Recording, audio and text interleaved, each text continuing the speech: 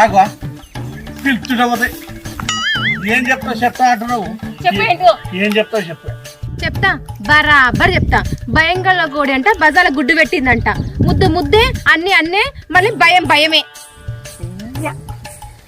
ఎంత పని చేస్తే బుజ్జి, ఒక్కనాడన్నా ముద్దు పెట్టా బాయిల దుంకే పని చేసినావు. నన్ను ఏం అబద్ధం ఆడుతావు, ఇంకెంత ఎన్ని చెర్లు చేస్తావు నన్ను?